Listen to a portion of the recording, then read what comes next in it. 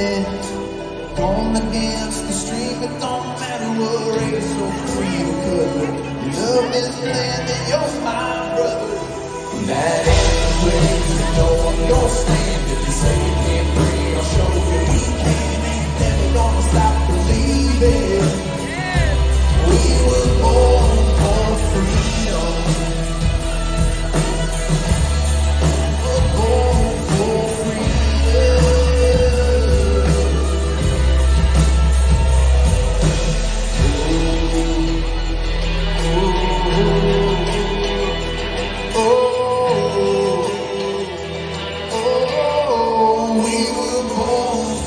freedom.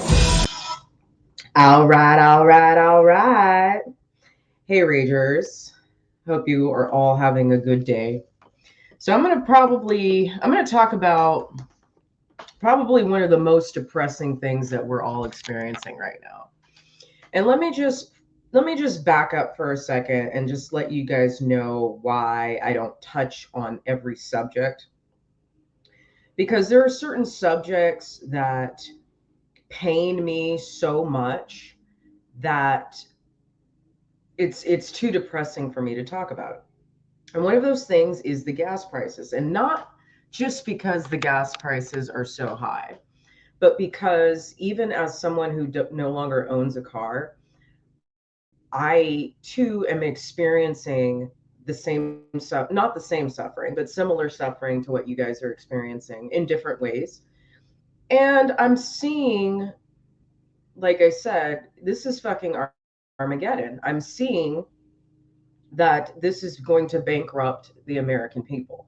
And anything that can further bankrupt the American people introduces the communist agenda that has been set in place to not just frustrate us, but also to divide us, to make us poor, to make us incapable of living our lives, running businesses, and even just getting from place to place. So let me give you a couple examples, right? So there's a BandFam meetup next weekend.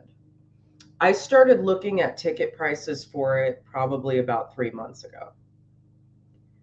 To fly for the 2-hour flight on Spirit Airlines, the 2-hour flight on Spirit Airlines, okay, can't even fucking bring a suitcase. You better stuff all your shit in a backpack. That's Spirit Airlines. The one that's never on time, that's Spirit Airlines. $463 round trip. When I went to when I flew into Orlando earlier this year, my ticket was $63 round trip. As of 2.5, 3 months ago, when I started looking, the price had skyrocketed. Okay. I can't even fucking go to Florida. Like, once I go to Florida, I'm just gonna fucking stay. You know what I mean? Like, I can't afford to fly around. I saw this meme. Actually, it wasn't a meme, it was a joke. There's this relationship guy who makes like funny videos on TikTok and Instagram. He was saying with the gas prices, long distance relationships are no longer a possibility. Right? Let's see another way it's affecting me. Uber. So I used to take Uber to work. So my job is 2.4 miles from my house. So door to door, 2.4 miles, right? I bought a bike like a month and a half ago, and because I just don't make enough money to pay for Uber to get to work. Okay. I mean, I do, but I'm trying to save my pennies and kind of like get myself back on a stricter budget, which if anyone needs help with that, I'm pretty good with budgeting. I can't pay. It used to cost me $8.99 to get to work. Now it's like 12 or 15. And if on a Friday or a Saturday night, the Uber prices surge and it's 27 fucking dollars to go 2.4 miles. That's one of the reasons I bought a bike. My coworkers are suffering. There was one of my coworkers a couple of months ago.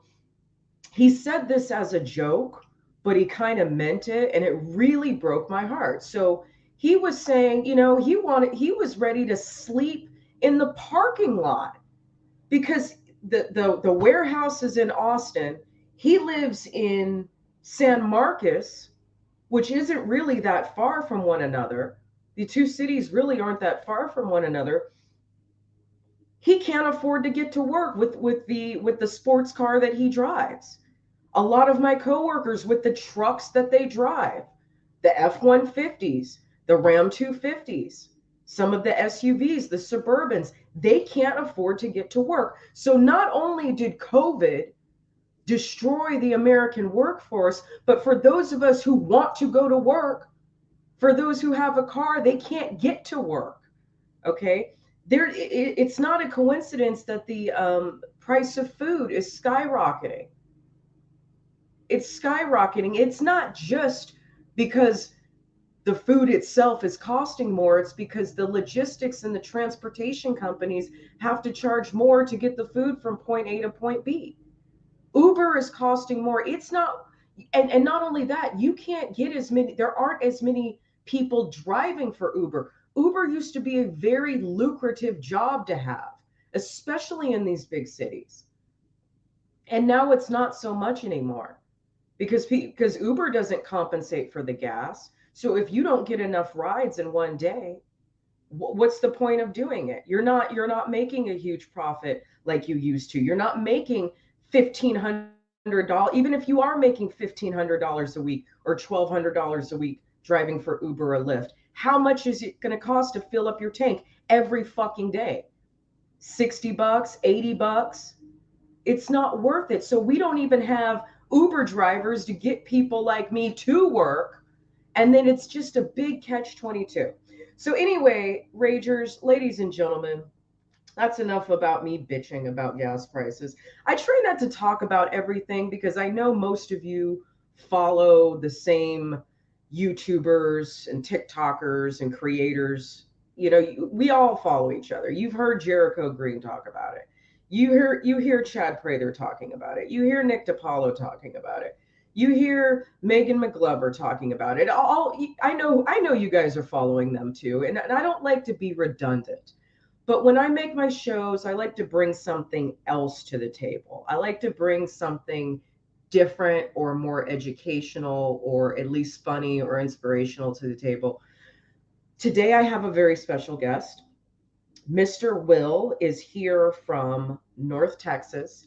He works in the oil and gas industry, and he has some things that we need to think about.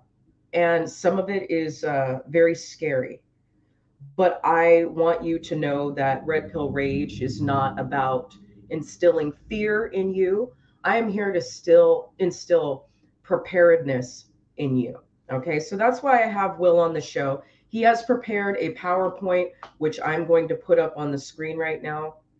Um, and I'm just going to let him take the floor. He's got a good amount of information to share with the American public. So, Will, welcome to the show. Thanks, Jenny, for having me. And you're pretty spot on in terms of how oil prices hurting everybody. Yeah. And I'd just like to give a little bit of a breakdown. There's a lot of factors that go into this. And I think everybody is aware that the current administration is doing lots of things to hurt the industry, and which hurts the consumer, the economy. And the problem right now is I see a lot of people saying, hey, if we go reverse these administration's policies, if we had Trump back in office, within 2 months we'd have $2 a gallon. So all these terrible things that the Biden administration has put down on the oil and gas industry, a lot of them have yet to kick in. Because take, for instance, on slide number 1, I'm just going to go over a few things that he's done. Okay, first day in the office, he canceled the Keystone Pipeline. So there I hear people say, open up the pipelines. It's not just opening up a pipeline. you cancel that pipeline's construction. So that pipeline was maybe about 2 years away from being in service. So that's a long-term delay that's going into effect. And if that policy were to be overturned in, say, 2025, you might see the impact in 2026 or 2027.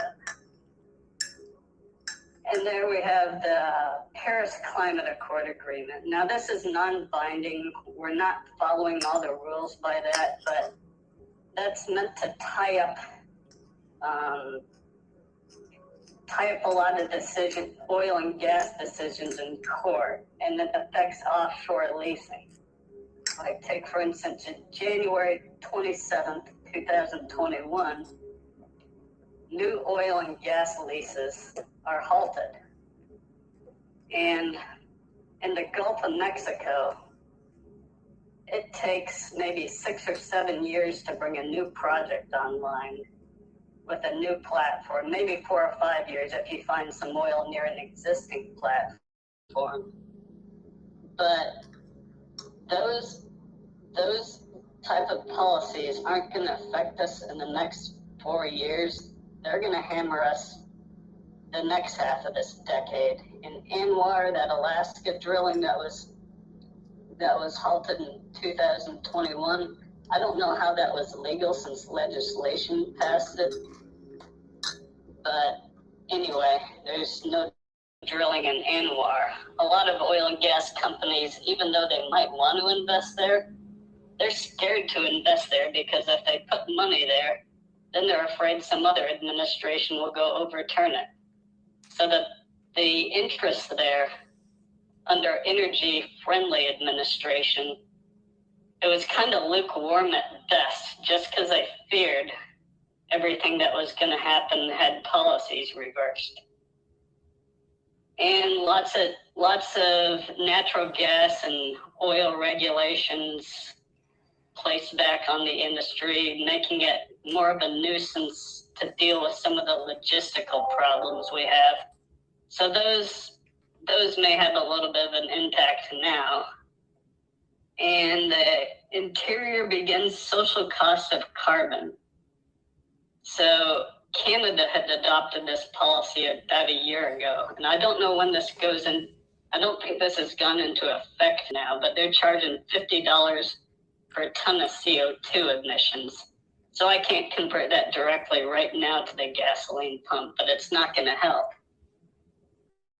And then, of course, at the very end of this plot, you see the steep slope increase where this is where Biden will say the Putin price hike.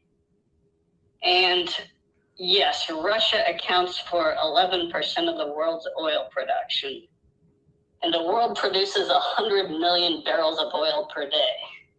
So if you have something like that happen, regardless of policy, it's our domestic oil and gas policy, that's going to cause a huge impact. So oil price went up $25 per barrel. A good rule of thumb, if you live in an energy-friendly state like Texas, for every $25 per barrel oil goes up, gasoline at the pump goes up about $1 per gallon.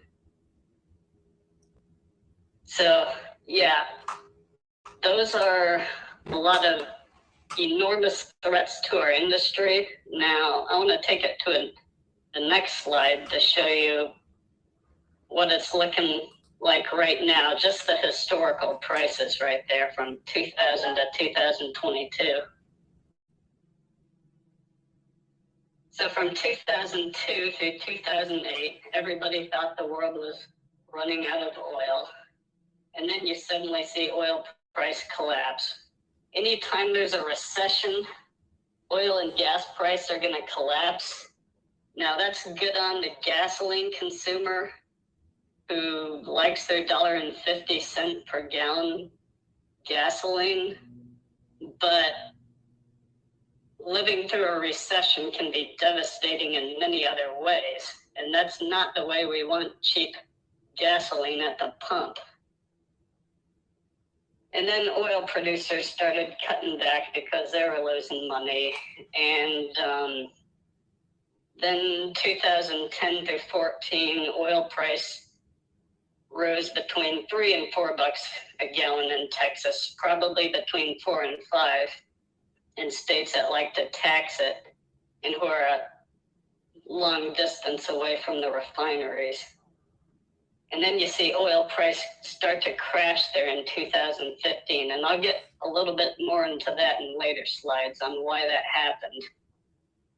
And then you see in 2020, you see that dip from about $2.50 a gallon to $1.50 per gallon. What happened there was world oil production was 100 million barrels of oil per day. And then when you go and tell the whole world you have to lock down, you reduce oil demand by 10 million barrels of oil per day. So if you think about what that is like for oil producers, a barrel is 42 gallons or 5.615 cubic feet. And you have 10 million barrels of oil being produced, more than the world needs. So at some point, people basically ran out of storage capacity. Had small independent companies in the United States, a lot of them went bankrupt. Some service companies went bankrupt. Lots of other parts of the supply chain in the US got devastated by the pandemic, which is another reason why oil price is going back up. But the thing with the oil fields, it's not like a faucet when you deal with something that large of 100 million barrels per day. So when you just say, cut 10 million barrels of oil production, it wreaked havoc on us. Massive amounts of layoffs, devastation. And then eventually, people cut back on enough oil production to where supply meets demand at 90 million barrels. So then you see that price start to uptick in mid-2020, right around that vertical line I have in 2021, which is where Biden took office. So you see oil and gas price going up a little bit under Trump, and that's going to happen regardless of who's in office. But where that curve stops increasing, there is where policy and wars have an effect. Now you see right there, I put in the bracket, war in Ukraine and Biden. My thoughts are is the war wouldn't have happened had Trump not been in office, but there you see a pretty direct effect of that war having a dollar per gallon increase. And I kind of have Biden penciled in at about 50 cents, and then about another 75 cents a gallon of market forces of our oil field service and operators being devastated by the industry. So some of that price hike was likely to happen anyway, but I think a lot of the effect of these policies still haven't even come into effect, except for the Ukraine and Russia war. So if you go to the next slide. Got it? Okay, so on slide 3. Okay, there's a little, I put some annotations so people see what's going on through history. So all the way from 1985 through 2008, the US had been extracting conventional oil, and we're running out of that stuff, and thought the whole world was running out of oil that they could produce. And when oil price became high in 2008, people always knew the shale oil was around in the United States, but people never thought they'd be able to get any oil out of it. But high oil price does allow us to experiment and be able to do some stuff that would normally never make sense. But they started drilling these long horizontal wells and hydraulically fracturing them 10 to 20 times per well. And so the impact really started to kick in about 2012, where you see U.S. oil production going from about 6,000 barrels a day to about 9.7 thousand barrels per day. And that happened under Obama, and he did not like oil and gas companies, but he never did what was needed to really put the nail in the coffin to us. There was one proposed law that would have absolutely crushed us, but it never passed, which was adding $15 of tax to the producer for every barrel of oil we produce. And he did that when oil price was depressed at 40 bucks a barrel. That means if we could normally get 40 bucks per barrel, then we would have gotten 25 bucks per barrel. So that would devastate the industry, but it didn't pass. And he had some pesky regulations, but you see in 2016, you see that oil production go down a bit. That's when there was a glut of oil and all producers were being hurt. So somewhere there's a happy medium between what producers need to stay in business and what crushes the economy. So then Trump took office in 2017, right there. You do see oil production go back up right about when he took in, right about the start of 2017, all the way up until that pandemic in 2020, right there. And then that's when the U.S. cut about 2 to 2.5 million barrels per day. And then you see oil price, well, I'll get to that more a bit on the next slides right there, but you do see oil production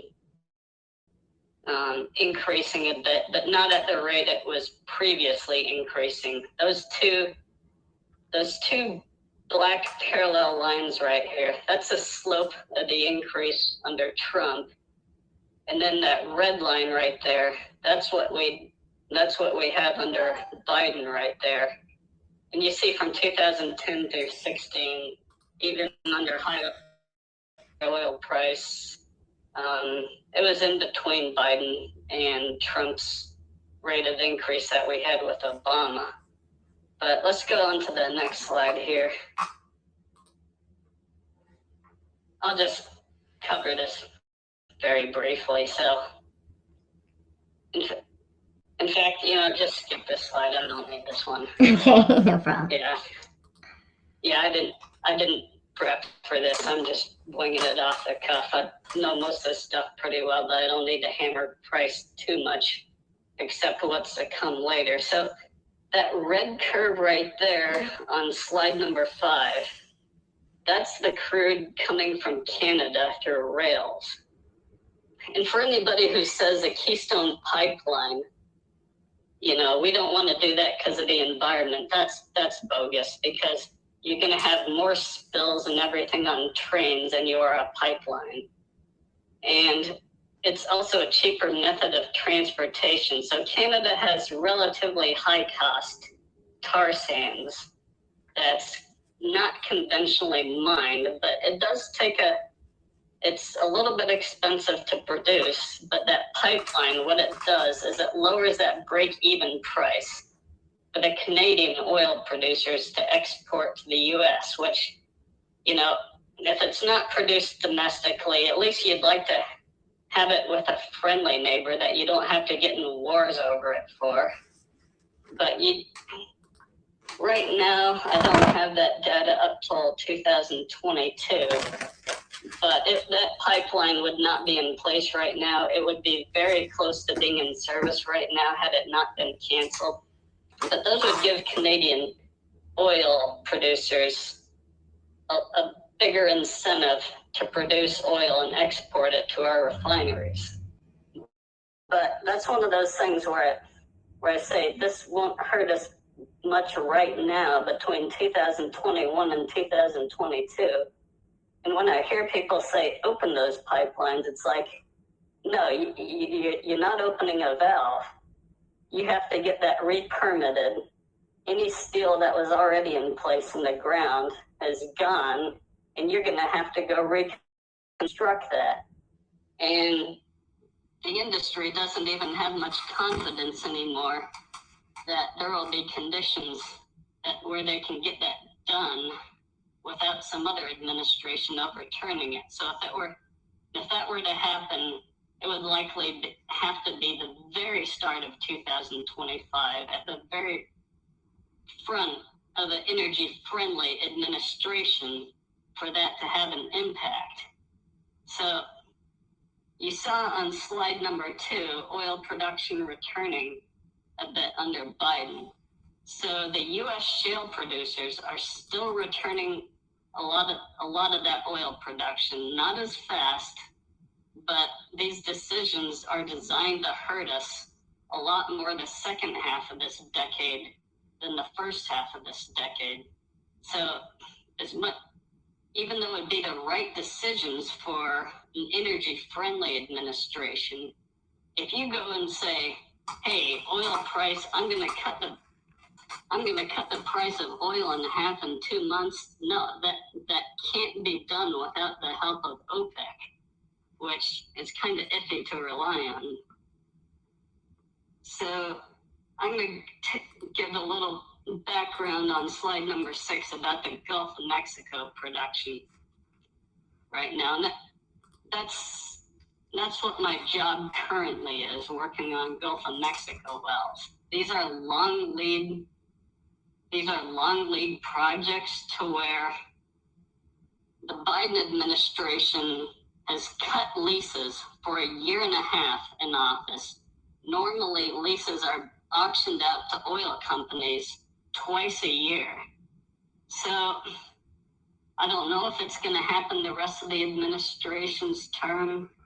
You know, maybe after the midterms, there may be some compromise, like, okay, you'll start to lease out some new acreage in exchange for $100 billion worth of windmills and solar panels that are very low energy density, unreliable, and actually rely on fossil fuels just to make.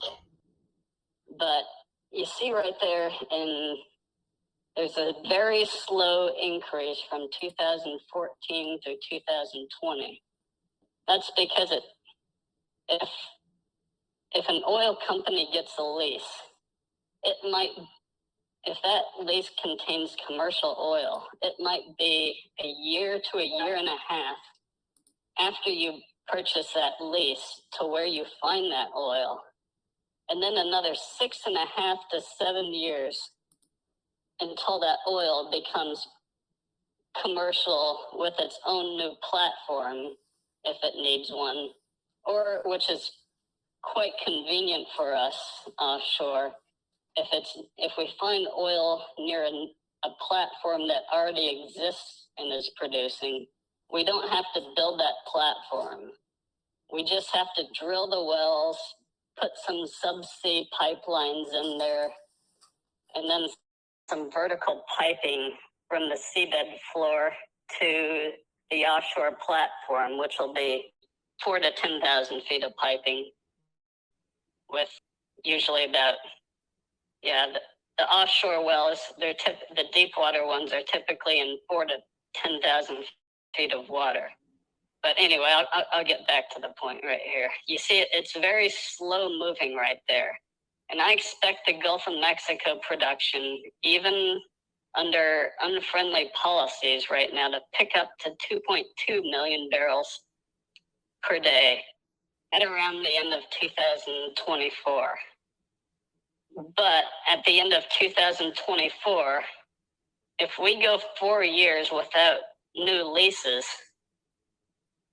we'll be just about out of exploration leases. So around 2025 and 2026, that's when we're going to start to feel the effect of those policies.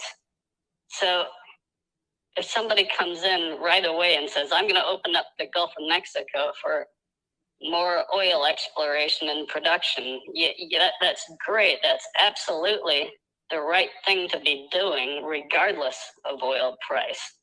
But don't expect that to come to market within like 6 months or so. That's about what it'd take a small onshore well to come to market. Okay, let's go to slide number 7 with Alaska. So the Biden administration canceled the ANWR leases, and this page right here was put out in 2018. So to develop all the infrastructure for ANWR and all that to come to market, also in a very strict environmentally sensitive area in Arctic freezing conditions, that's not going to be able to come to market right away. I think that's why the Trump administration's energy department said, okay, they just kind of took an arbitrary date, knowing that's a long lead project that in 2030, that's when, if we have ANWR oil, that's when you start to see the impact of these two curves right there. So you see it at about 10 million barrels per, or 12 million barrels per day in 2045, and about 13 million barrels per day in 2045. That's the type of impact it could have, which 1 million barrels a day, it impacts energy prices. Now, sometimes you get lucky and you get bailed out by OPEC, or some other country just comes in online with a massive discovery and you get bailed out, but you don't want to have to do those type of things. And let's go to slide number 8 right here. So this right here is a slide of the rig count and oil price right there. The red curve being oil price, the blue curve being rigs right there. So you see in 2004 through 8, the rig count was picking up slowly. That's because the U.S. was just barely getting into the shale oil industry, didn't know it was that commercial. Then oil price crashed in 2009. The rig count fell more than from 455 to below 200. But then by that time, everybody had figured out how to drill and complete those shale wells, which is why the rig count went all the way to 1,400 through 1,600. And the high oil price did make a lot of that possible. But you see oil price crashed there in 2015.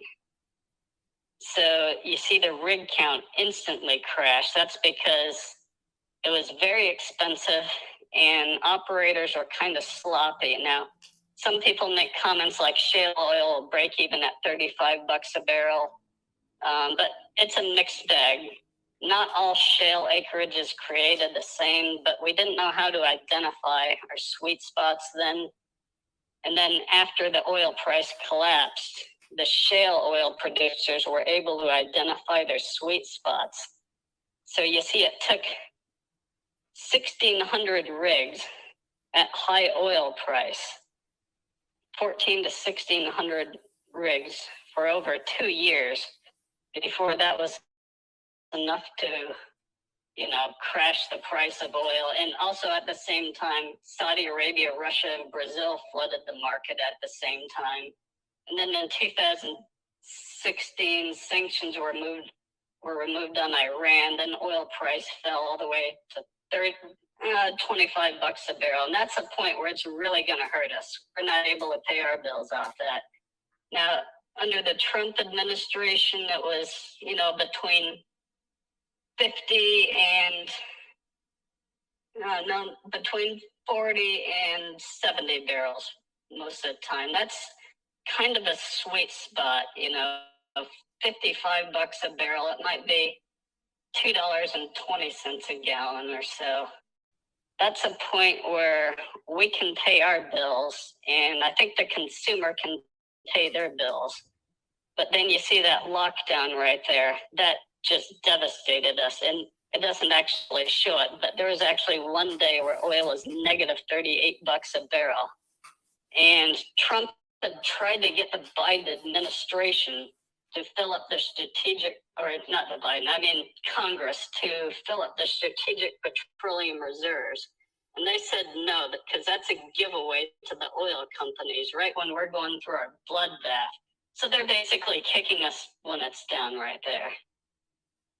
And then you see oil price, because we got devastated, go back up to $75 a barrel. This graph right here didn't extend to current time, so I extrapolated that this curves to about 115 and about let's see, that's a rig count in blue. Our current rig count is 570 right there under Biden. Now, had a more energy friendly administration and government been in office right now, they would be able to have an impact. You know, that rig count would probably be about 650. But knowing that the industry was devastated in supply chains, steel costs, cement costs, frac, sand costs all went through the roof, that it would still be difficult for us to be able to ramp up, you know, send a whole bunch of rigs out to the fields and ramp up production. So they're holding us back, but most of the impact is the long lead items. And I'll go to my last slide just so you see, these are decline curves of oil wells right there. That Bakken one's in North Dakota. These would typically start between 500 and 1,500 barrels per day. Wait, hold on, what slide is that? Slide 9. 9, okay. So an onshore well right there, number 9, we're still bringing on a lot of those wells. Maybe not quite as fast as we would with energy-friendly policies, but we're still increasing production right now. And of course, we're drilling our best acreage because we were devastated from the pandemic and slight underinvestment before.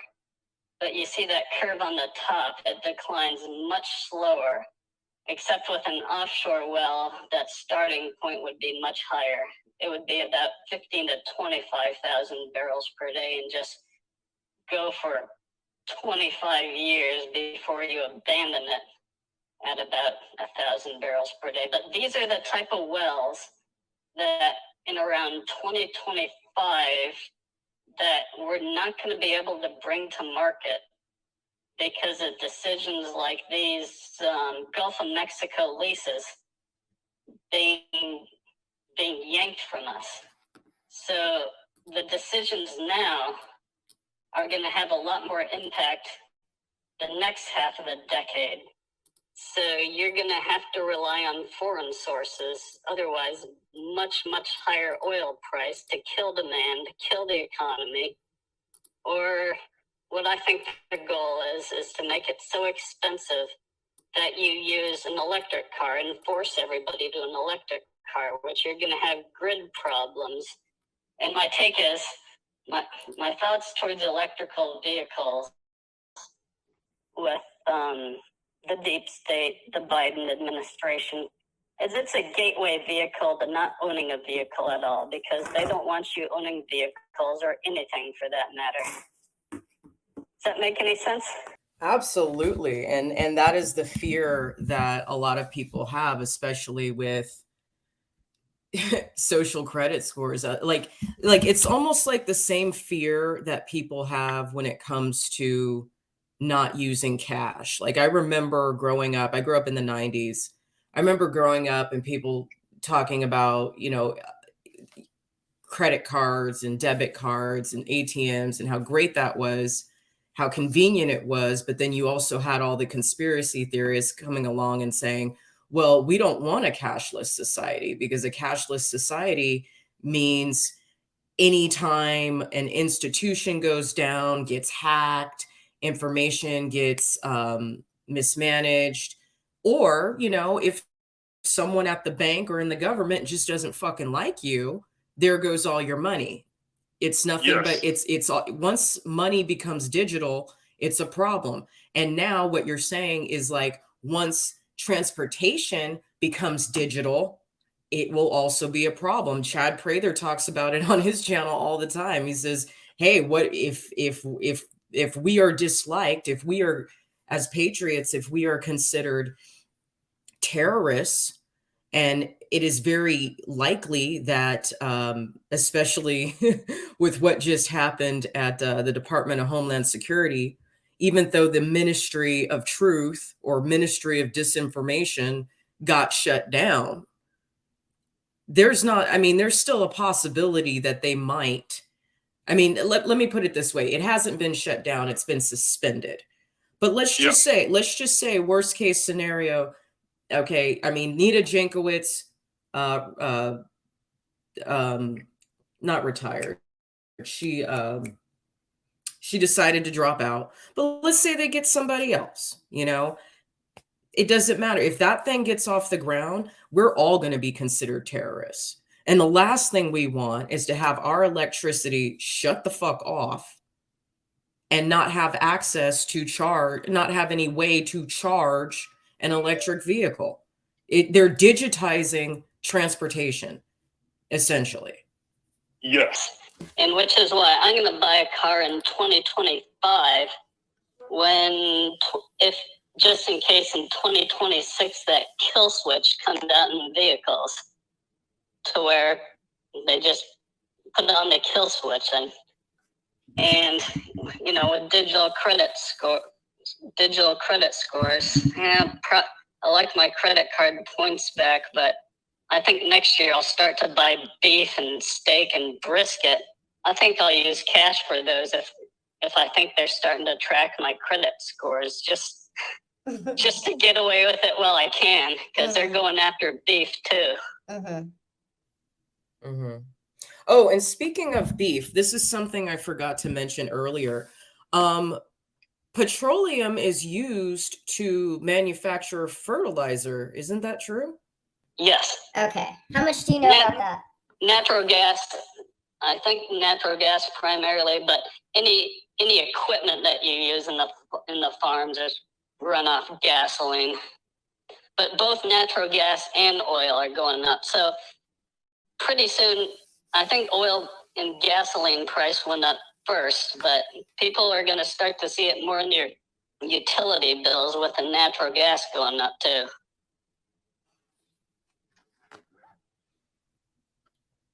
Shall we move on to slide 10? Yeah, sure. Okay.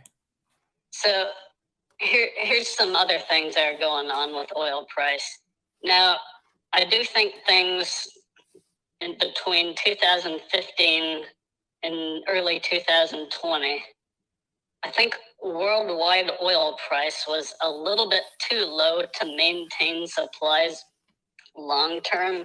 And investors were getting frustrated because they weren't making our money back. We weren't in that good a shape. I know some majors right before oil price picked up had debts of $75 billion. But now that's going down. But, you know, you like to find a happy medium spot. But so some of that's just supply, demand, and how investors want to return. Now, another thing, the ESG investments. Yeah, the governments have been pressuring banks, BlackRocks. They've even weaponized the SEC, and I don't think many people are big fans of the Fed chairman right now, even though he's a Trump Fed chair. But the replacement probably would have weaponized that to go after oil and gas companies because of climate change, just like they do everything. I mean, even the freaking military is getting indoctrinated on on carbon CO2 emissions. It's like their job should be to fight a fucking war and not save the planet, for Christ's sakes.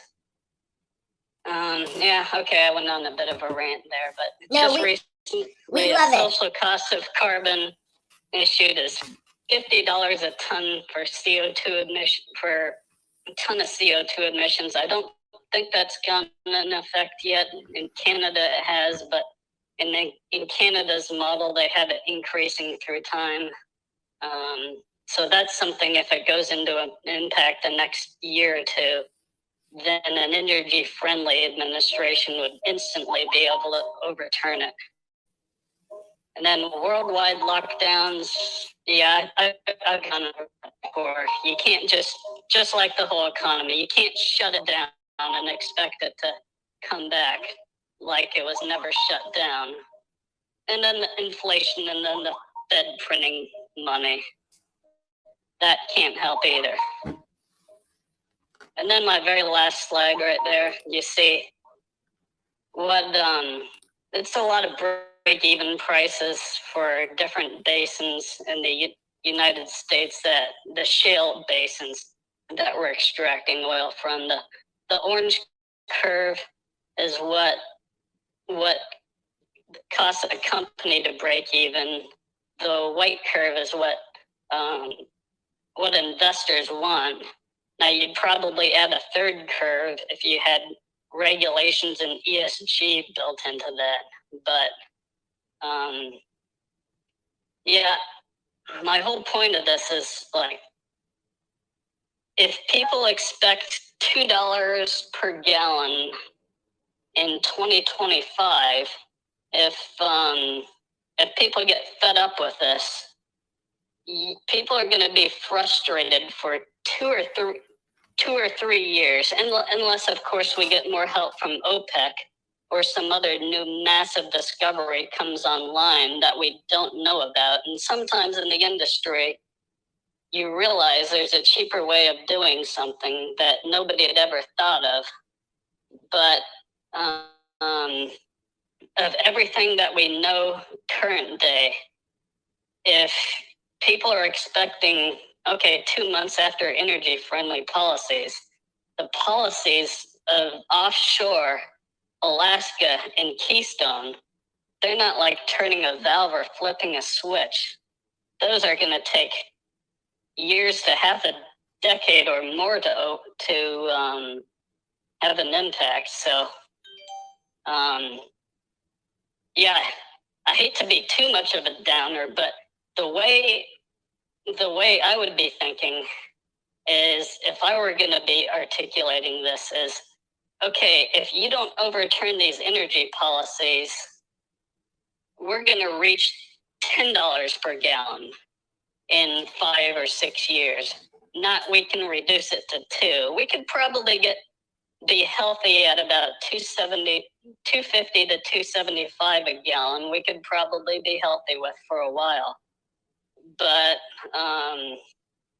yeah, those long lead items being canceled, that's gonna, and I think the administration knows that, because it's either meant to set up the next guy to fail on promises, or by 2025 they'll have complete control out of us. They'll be begging us for help to the point where people give up. I don't think that you're being a downer, and this is why I had to have you on my show, is not because I wanted everyone to understand that even though a lot of people are putting those "I did this" Biden stickers on the pump and everyone's complaining, I need people to, I try to prepare my patriots for the future.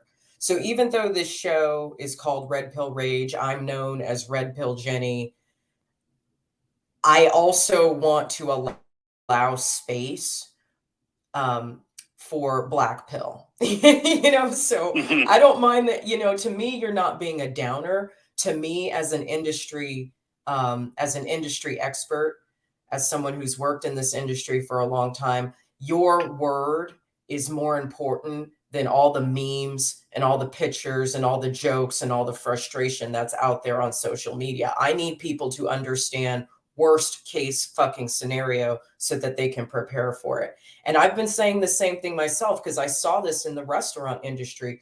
People acted like, oh, well, this state opened up and that state opened up.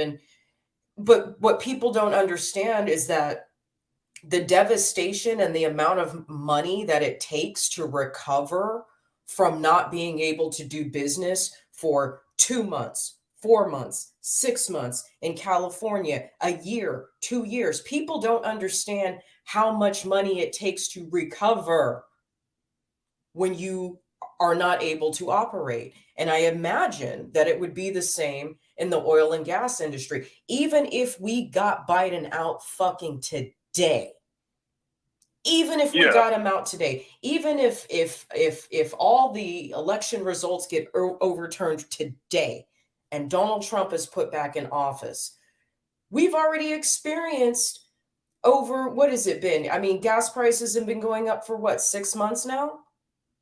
And that's just under the, and I'm not even talking about since 2020. I'm talking about just under the Biden administration. Like I said, my flight from Austin to Orlando was $63 on Spirit in February. It's now $400. Okay.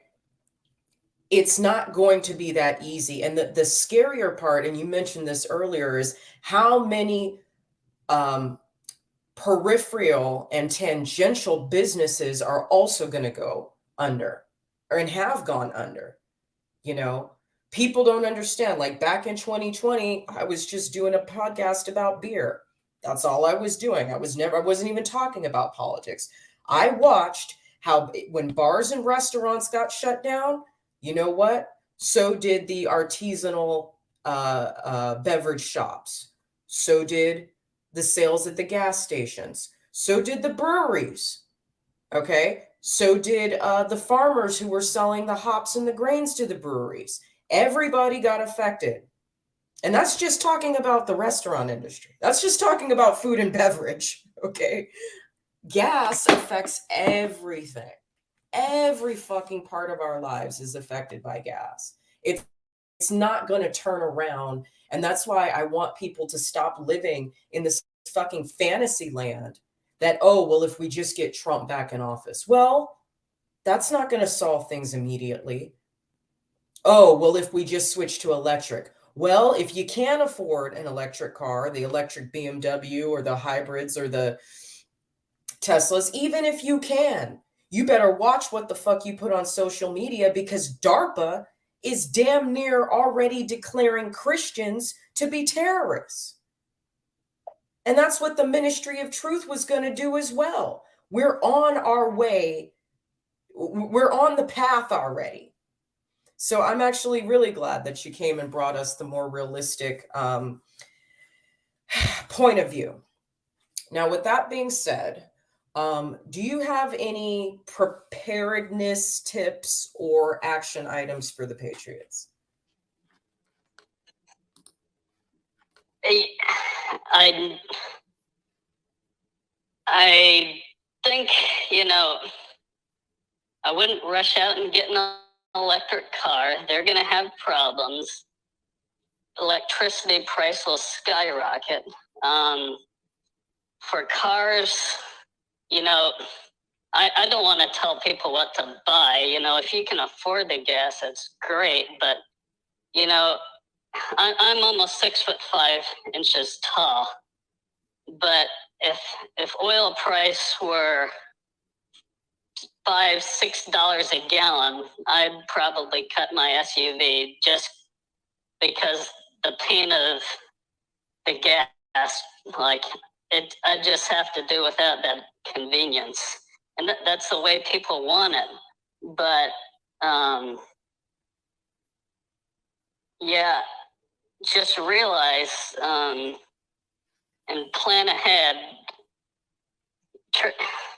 I use a Costco gas card. That's $4 a gallon. It saves you 50 cents a gallon over most places in Texas, but there's not, once the energy supply is cut, you know, maybe even if you live next to like some private oil producer that has their own oil, you still can't have that refined.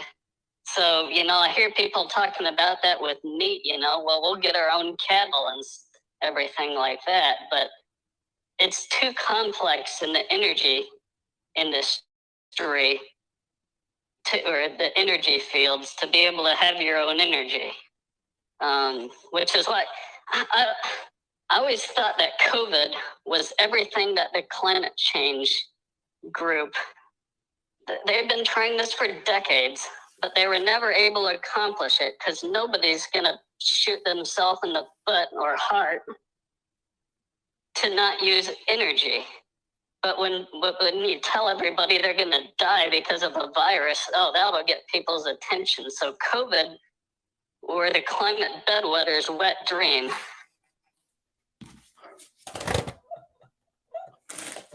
It was without a doubt, and it was the commie sympathizers' wet dream as well, and we're seeing it play out.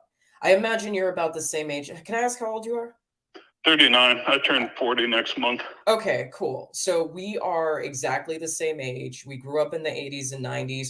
We remember the environmental fear porn that was being put out, and like you said, they have been waiting and trying to find that one hook that they could use to control humanity, and they found it with COVID-19. Intentional destruction operated with military-like precision. I can't think of a better way to end the show. Listen, I am going to end the show, but you hold on the phone for a little bit. Sure. Ragers, I wish that I could give you Will's contact information or his socials, but we're not, because we're going to protect his identity. He's taking a big risk sharing these thoughts and this information with us, so we will definitely protect him. But listen, guys, I need every single person who's listened to this lecture. He did an amazing job. The slides were great. You have to share this. This is gasoline Armageddon. You have to share this. This is very, very important information. This is the stuff that even patriots who are suffering are not thinking about. They're not thinking about the long-term effects. They're not preparing for the future. You guys are just mad. You're frustrated. We all are. Get a closer job and ride your bike to work. That's my only solution. But for many people, it's not. For many people, it's not. But anyway, share, leave comments. We got to blow this video up. We got to get this video out. Okay. So thank you, Ragers. I appreciate you. And y'all gonna have to figure it out. But hopefully we can figure it out together.